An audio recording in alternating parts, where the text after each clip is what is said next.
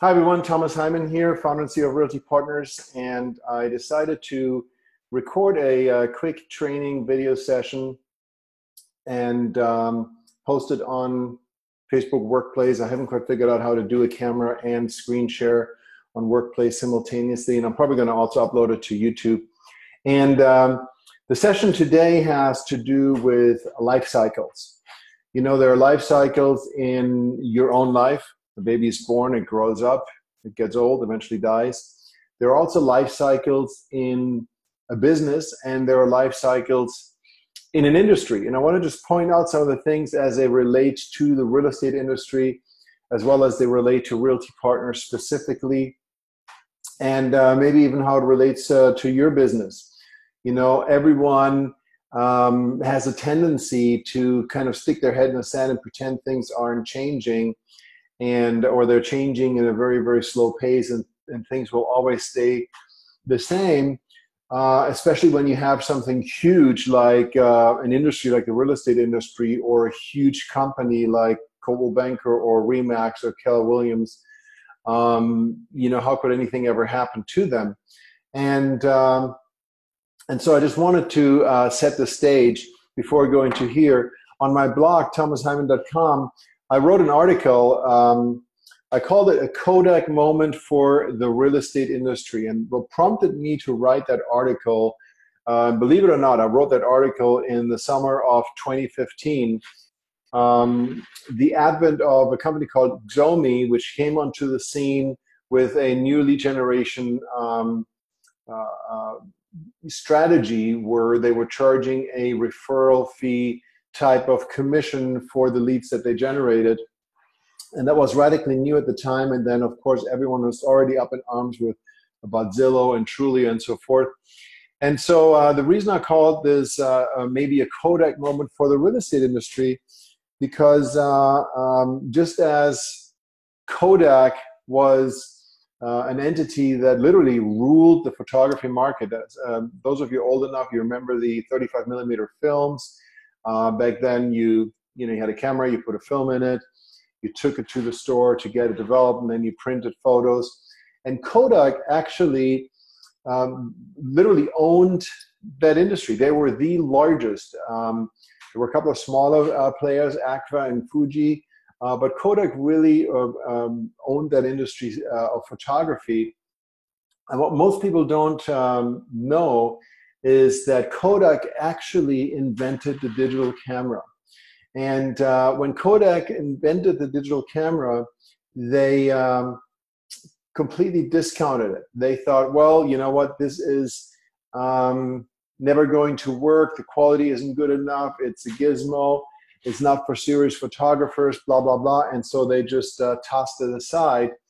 And the rest is history. You know, the largest camera maker in the world right now actually is Nokia, believe it or not. And Kodak went bankrupt. They absolutely just died. The film business went away, the camera business went away, and the company no longer exists. So what can we learn from that? Well, change is inevitable, obviously, and Kodak did not realize that, did not take advantage of it, did not position itself, and kind of snubbed the noses. So let's contrast that with a different company that most of you probably have heard of, and that is Encyclopedia Britannica. You know, Encyclopedia Britannica used to be in the business of selling physical encyclopedia. And those of you that have owned one, I actually bought one myself. You know, there were, I believe, 27 volumes to the Encyclopedia Britannica, and then every year they would publish an update volume for new stuff. They're really the authority with respect to encyclopedias. And I heard the story maybe a week ago, which really just opened my eyes, and I thought, wow, you know, this really relates, because Encyclopedia Britannica, their business model, if you look at their peak in the 80s, was that they had thousands and thousands and thousands and thousands of salespeople literally hitting the pavement. That were either door knocking and cold calling, or, you know, somebody responded to one of those free offers send in a postcard that you had back in the day in the various magazines. And so they came knocking and did their presentation and sold the set, and they had a great financing package with that, of course. And so literally thousands and thousands and thousands of salespeople were on the streets selling Encyclopedia Britannica. And then something happened. In 1992, 1993, Microsoft started shipping a little disc called Encarta with every PC. And so this was the first CD-based encyclopedia, which then later also tied into an online segment, and it completely, radically decimated the encyclopedia business. Now, and the people at Encyclopedia Britannica, they sensed that there would be a shift due to technology. So what Encyclopedia Britannica did, they actually started in their 70s to load all of their content onto servers, mainframes they were called back then. And they were able to engineer a shift from selling physical encyclopedia books to becoming a provider of information. And today their main business model is them marketing to schools and universities and government agencies. And here in the United States alone, there's something like 50,000 schools that have a subscription agreement with Encyclopedia Britannica, where they're delivering information and content to the users. And you can also subscribe. You can go to their website. Now, to put things in perspective, they Wikipedia literally is doing about 3 times the amount of traffic that Encyclopedia Britannica is doing in terms of searches and looking things up. But Encyclopedia Britannica, which is a 240-something-year-old company, reinvented itself into an information provider. And unfortunately, of course, all these thousands, if not tens of thousands of salespeople lost their job in 2012 or thereabouts. They printed the last set of books, so there's no more physical encyclopedia. You cannot get a new physical Encyclopedia Britannica. It's no longer produced. that industry died, but the company innovated and repositioned itself and survived as a company. Obviously, the salespeople, they had to do something different. So why am I bringing this up? These are 2 different ways how companies pivoted or reacted and anticipated the changes that are taking place in the industry. So let's take a look at the life cycle. And this is true, again, for a person, it's true for a business, and it's true for an industry. And so it starts out with birth, where, the idea is given basically. And as a business person, as an entrepreneur, it's the moment you take risk. As a real estate agent, the moment you decide to quit your job and get your real estate license and go out on a limb to be a full-time real estate professional, that would be your birth stage. Then the next stage is infancy, where the focus really is on generating cash flow, generating business. Then it goes to toddler, where you start to deal with crises. Things start to grow. Things are accelerating. Then you get to teenager, young adult, and I'll post this onto the group so you can see it. Then we have the zone of maximization, maturity. Actually, let me run through this real quick. So as infancy, the moment you take on risk, you work to meet your own needs, i.e. you have a job, you're managing it yourself. Infancy is a race for survival. You hire a person.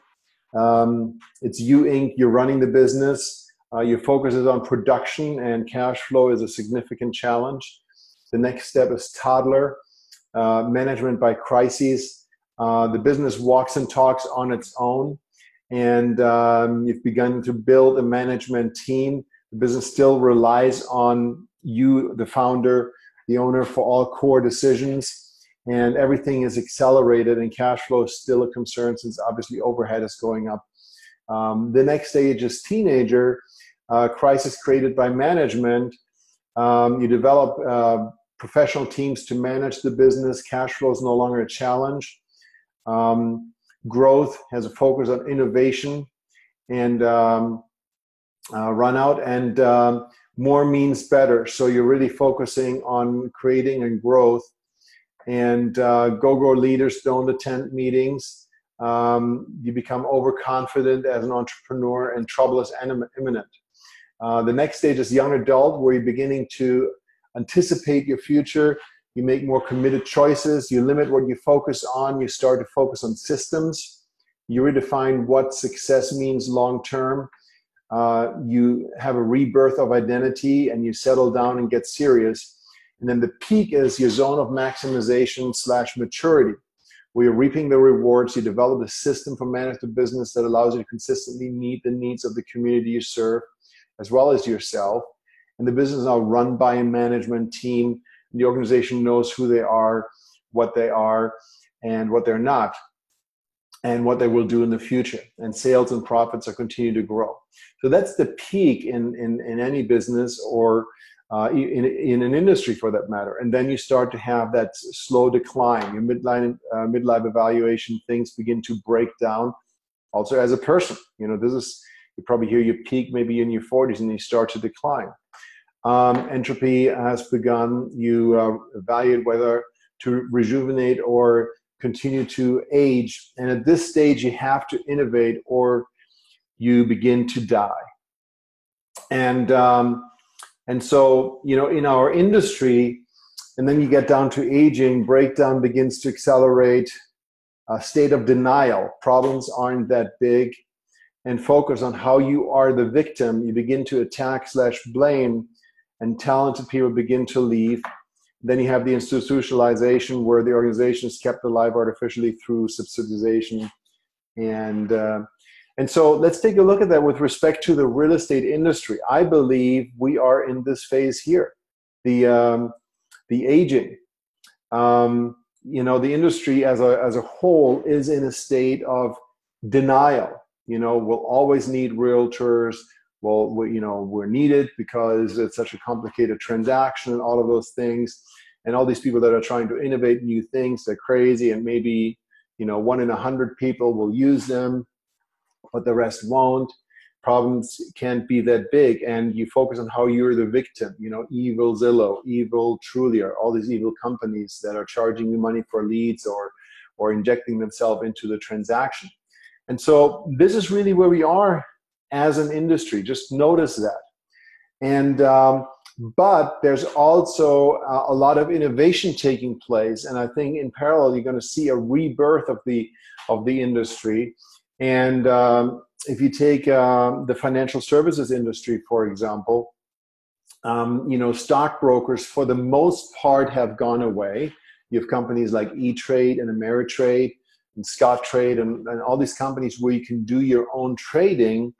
But we've also seen a growth of the financial planning industry and financial consultants with a whole different focus. They're not there to take your call or sell you a penny stock, but they're there to help you with your financial future and your financial security, and helping you work your way through an ever increasingly complex system. So something similar could happen within real estate. Maybe the real estate agents down the road are not needed the way they are right now, but there will be a need for consultants, for professionals that can help and guide and steer through the maze and create value in other ways. Just notice that. And as a real estate professional, you just have to be acutely aware of where things are heading, not pretend it's not happening, not go into the victim role, not think about, oh my God, these evil other people, but just, really ask yourself, okay, where am I going to be 5 years, 10 years from now? And if you think that 5 or 10 years from now, you're going to do the same thing that you're doing today, I got news for you. 50 years ago, even 25 years ago, the MLS was printed on paper and updated, once a week in some markets, once a month in other markets. And that's what the real estate business was done from. And just think about today, how radically different the business is. Well, with technology accelerating at an ever increasing pace, and now artificial intelligence injecting itself into the situation, the changes from then until today are probably smaller than the changes between today and 5 years from now. Things that used to take 50 years are now happening in 5 years. And so just realize that. But anytime there's change, there's also huge opportunity. And when I look at Realty Partners, the focus of this business is, we're not a real estate brokerage where people just hang their license. Our customer is the agent. Our customer is the real estate professional. And our business really is about empowering, helping, and supporting the professional to succeed, and also to provide a vehicle for them to have financial independence and financial freedom and to own their lives. And that takes me to the next thing. Let's take a look at the companies, the big players that are in this industry. They're also aging here. Keller Williams just announced that they're launching a $1 billion plus innovation fund to help them respond to and stay ahead of the technology curve so that they don't get overrun. But the challenge with a company like Keller Williams or Coldwell Banker, which has tremendous resources, or RE/MAX, is the model how they are made up and concentrated. You have a company, RE/MAX International, and then you have independent franchisees that own the offices. So each RE/MAX office or each Better Homes and Garden office is individually owned and operated. That's the business. And so as a result, number one, they're going to have a lot less ability to respond to these things. They're obviously following what the process that's put forth by the franchisor. And even if the franchisor is able to completely adapt and shift with the changes in the industry and reinvent itself, similar how the financial industry has reinvented itself. And let's say Coldwell Banker would be like a Prudential, where you have then financial planners.